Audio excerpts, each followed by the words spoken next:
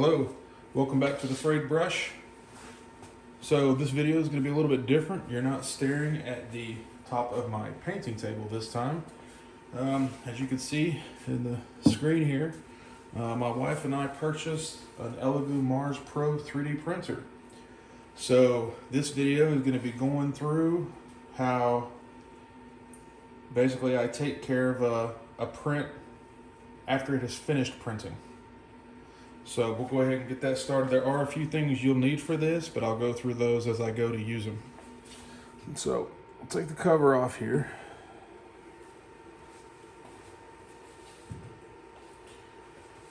Now, you'll want to be real careful when you go to remove the build plate that your print's on, because if not, when you go to turn the little release up here and you go to pull the build plate off, you can drop it in the vat and damage stuff.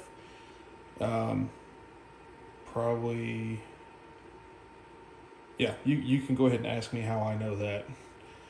So what we want to do, first thing we'll do is, here we've got some IPA, not EPA, not like beer product, but isopropyl alcohol.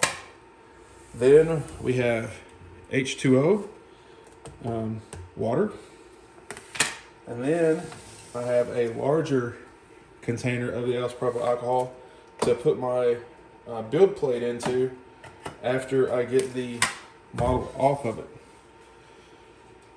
And we'll also, the kit comes with the scraper, so we'll go ahead and keep that handy in case we have any problems getting the model off of the build plate. And I'll go ahead and take this down. Go ahead and show you what we're working with here. Here I have printed a bust of the Mandalorian. I do not remember exactly where I got this from, but it was a free STL file from My Mini Factory. I found it on there. So the first thing we're going to want to do is we're going to want to get this into alcohol so we can get all the extra resin cleaned off of it. And also always wear gloves. And if the fumes bother you, wear a respirator. Don't try to be a He-Man and hurt yourself in the process. So what we're going to do, we just want to take this. And usually if I can't get it in a few taps,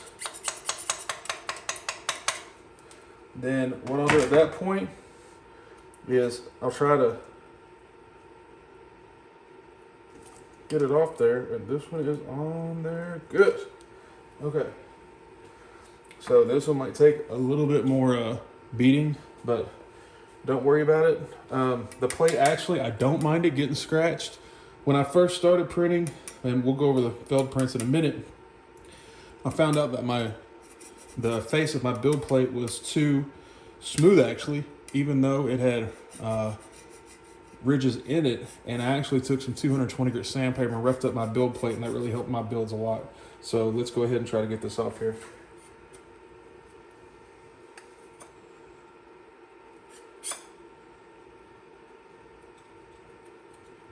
Goodness, it is on there.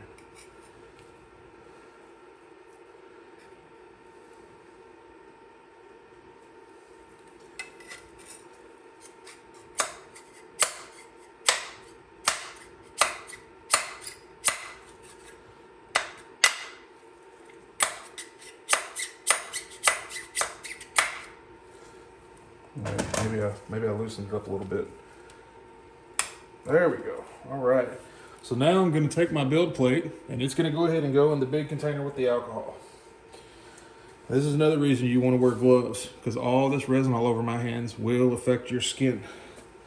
So we're going to take the bust, we're going to throw it in some alcohol. A lot of people have like the ultrasonic cleaners and all that stuff, but I don't know.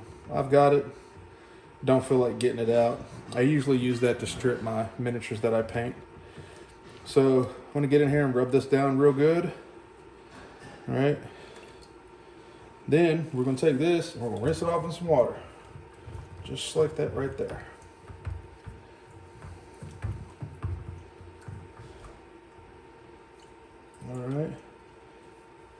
Now, all the resin is pretty much off of it, and you can actually tell it looks a lot cleaner now. So this line right here is totally my fault. I wanted to let this go throughout the night and print. So before I went to bed, I actually paused the print and put some more resin in the vat. And that is a line actually where I paused it. I didn't pause it for that long, but I guess that does make a difference.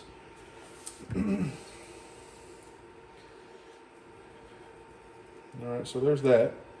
Now, one thing I learned from watching 3D Print Farm, and I'll put a link down below, is this Sprayway World's Best Glass Cleaner apparently has perfume grade alcohol in it. Not exactly sure how that compares to, I'm using 91% isopropyl alcohol to dip the print in.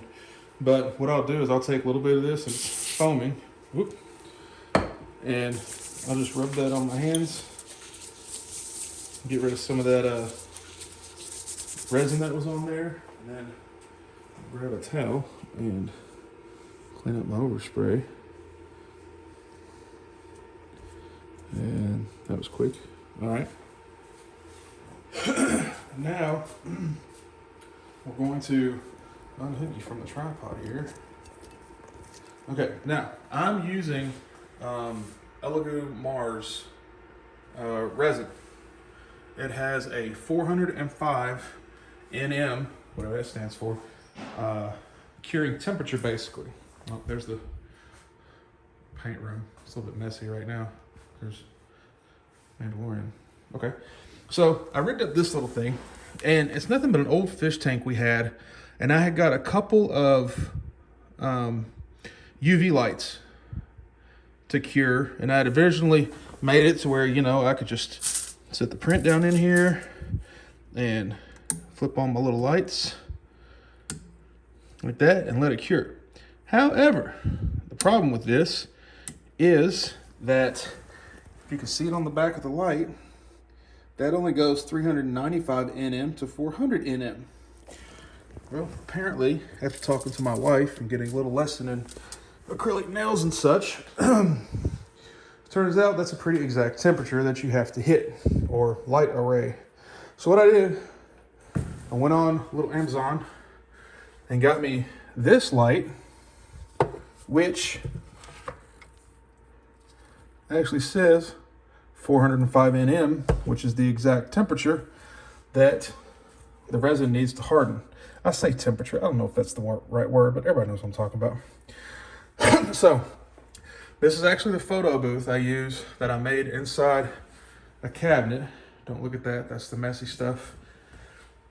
And then I'll do a video on a pile of shame here in a little bit, but just to give you an idea, here's all the stuff that I have to paint. So that's for a later video. So what we're gonna do, the light came with this little solar powered turntable, right? So in theory, what's supposed to happen is we turn this light on. What's that right here? It's the UV light. That's the same temperature, I guess is the word you use, that the resin needs to cure. So we should flip on this light. This turntable should turn, and technically that UV light should hit the print all sides as it turns. So let's see what happens. Let's turn it on. All right. Okay. Oh, look at that. It is turning. Now, supposedly, the resin only has to sit in front of that light for a few seconds to harden. Now, I don't know. I might have wanted to wait until it was dry or whatever the case may be. I don't know. But, hey, it's all about trial and error. We'll figure out what's going on with it. But thank you for watching the video. I hope you found some informative stuff out of this. Next time I'll go through how I actually start a print, and we'll watch the printer move a little bit. It's not very exciting. I watched for about an hour the other night and really nothing happened. So hope you enjoyed the video. Be sure to give it a thumbs up. Be sure to subscribe if you haven't already. You got any questions, leave them in the comments below. Also, if you know anything else about the 3D printing process that I might benefit from, also leave that in comments below. And until next time, paint bravely.